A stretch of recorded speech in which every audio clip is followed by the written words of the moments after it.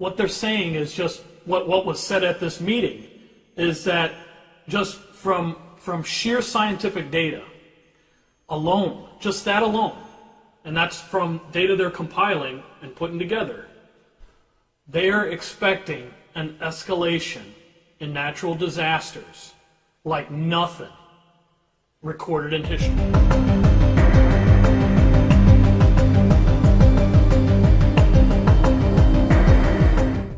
Now to a dire warning about climate change. Cars and homes were washed away. If we don't take action, the collapse of our civilizations and the extinction of much of the natural world is on the horizon.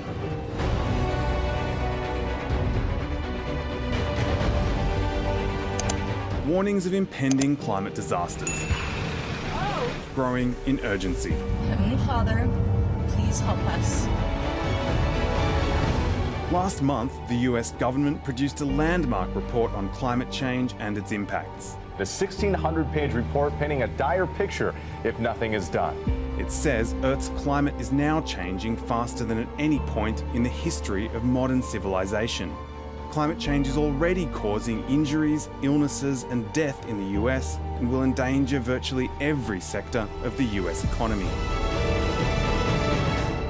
We are now seeing much firmer or much more definitive language being used in the reports, and some of that language is starting to really be quite shocking. Global temperatures have already risen by 1 degree Celsius, causing more frequent droughts and intense floods and fires. Issued for the entire west coast of the United States, Canada, and now a tsunami watch for all of the Hawaiian Islands. This was an 8.2 magnitude quake.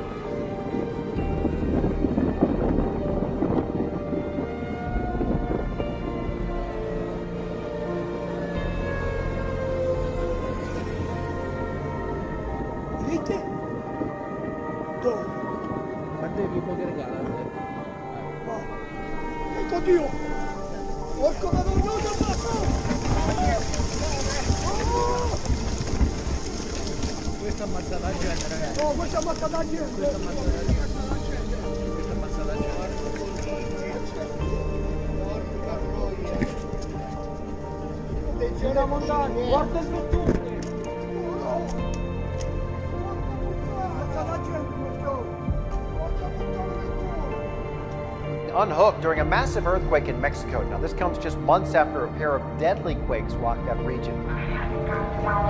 Emergency warning systems activated in Mexico City. A 7.2 magnitude earthquake striking in the state of Oaxaca.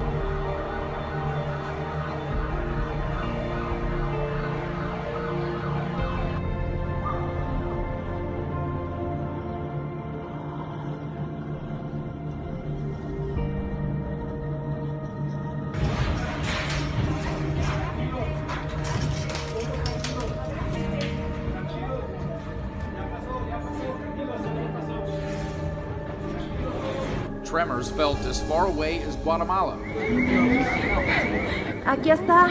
As buildings swayed, thousands of people ran into the streets.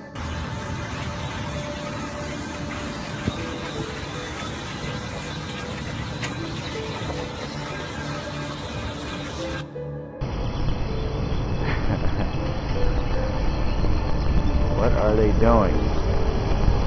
I don't know. Oh man. They're going crazy. It's like a...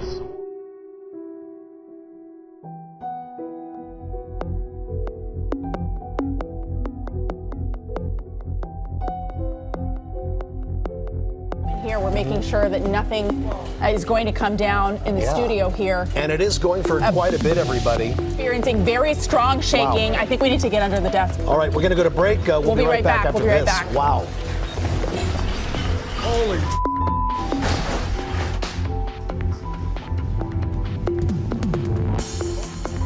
Oh my God, it's still moving. They're on the roller coaster. Oh my God. Okay. It's still shaking. We're still shaking. Are they gonna stop it? Or?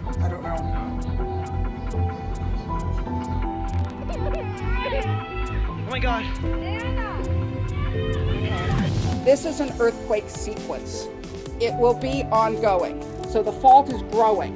We ruptured a piece in the first earthquake. We ruptured a bit more in the 5.4 this morning, and we're rupturing more now. From the Earth's tallest peaks to the ocean floor, scientists warn no part of the world will be spared from the climate crisis. The consequences for nature and humanity are sweeping and severe. The United Nations Intergovernmental Panel on Climate Change released the unprecedented report, concluding that the planet can't keep up with global warming. The oceans, which act as a sponge for CO2 emissions, are at capacity, threatening to swallow up islands and coastal cities. We need to take immediate and drastic action to cut emissions right now. Scientists say climate change consequences are already happening, like melting ice in Antarctica and Greenland. But that's just the tip of the iceberg. The report says failure to act soon will lead to a steady stream of catastrophes. What is at stake is the health of ecosystems, wildlife, and importantly, the world we leave for our children. One worst-case prediction sees 1 billion people affected by the year 2050.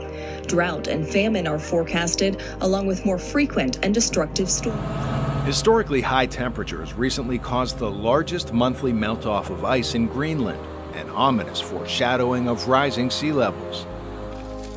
A UN study warns that in coming years, climate change also may affect what and how much we have to eat. Despite increasing food production, an estimated 821 million people are undernourished. In general, climate change will cause declined yields, increased prices, reduced nutrition levels, and disruption in supply chains for food. Scientists at the United Nations Intergovernmental Panel on Climate Change say that man-made factors challenge the world's fragile ecosystems. Increasing impacts on land are projected in the future as a result of water scarcity, wildfire, and permafrost thawing. In a warmer climate, the capacity of the land to store the carbon may be reduced. The panelists are urging an international effort to combat climate change. Limiting global warming to 1.5 or even 2 degrees will involve removing carbon dioxide from the atmosphere, and land has a critical role to play in carbon dioxide removal. Scientists say reducing food waste and diversifying agriculture can help blunt the impact. 25 to 30% of food produced is lost or wasted, and reducing food loss and waste can reduce pressure on land, improve food security, and reduce greenhouse gas emissions. At the same time, a move to more balanced diets could help us adapt to and limit climate change. While not explicitly telling people what to eat, the panel says reducing red meat consumption in favor of plant-based foods could drop as much as 15% from current greenhouse gas emission levels by mid-century.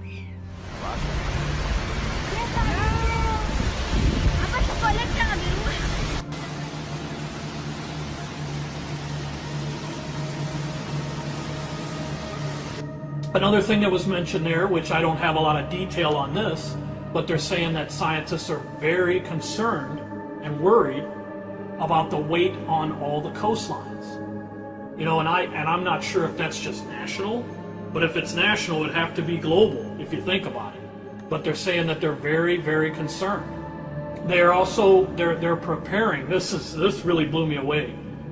You know, it really took me away, because I started thinking about a lot of things that we've seen over this year and last year.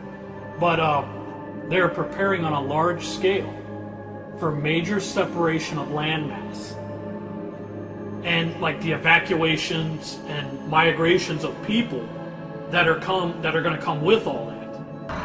They're FEMA camps. Cameras all over the facility, 6-foot, 10-foot gates,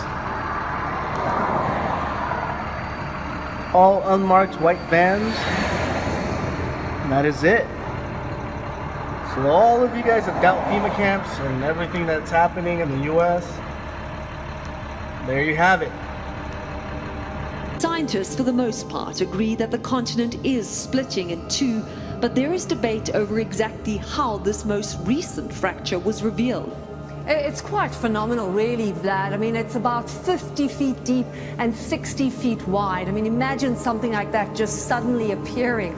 Although geologists in part are saying that actually it was there all along, just hidden away from the world, and that because of some heavy downpour in recent weeks in Kenya, it cleared away what essentially was volcanic ash, which is a lot softer than normal rock, and that is how it came to be revealed.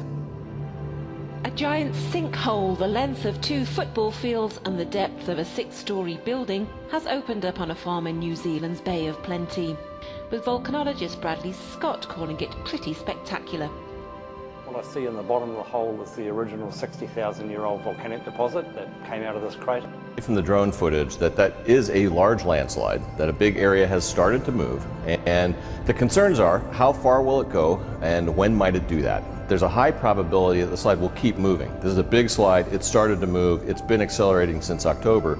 Odds are it'll continue to move slowly, but you never know sort of how far a slide like that may travel. Now, something else they're looking at, and we already know that this is on the chain here, is unpredictable and unusual weather patterns. Well, what it's doing is, and this is what they were talking about in the meeting, as far as, you know, there was scientists, there were seismologists, these were independent scientists, as far as also state, local, everything. And, you know, seismologists, geologists, they had all these people at this meeting. And they were briefing them after this large earthquake over in Ecuador and the other ones in Japan. You know, because these people had come to them before with a lot of this information that they don't even understand. And they kind of brushed them off. Well, now they got all called into a high-level briefing on a Saturday morning. What they're talking about is these unpredictable and just the unusual weather patterns that we're seeing. First, though, we want to get to Southern California, on alert this morning after getting hit by the largest earthquake there in 2 decades, sparking more than 160 aftershocks.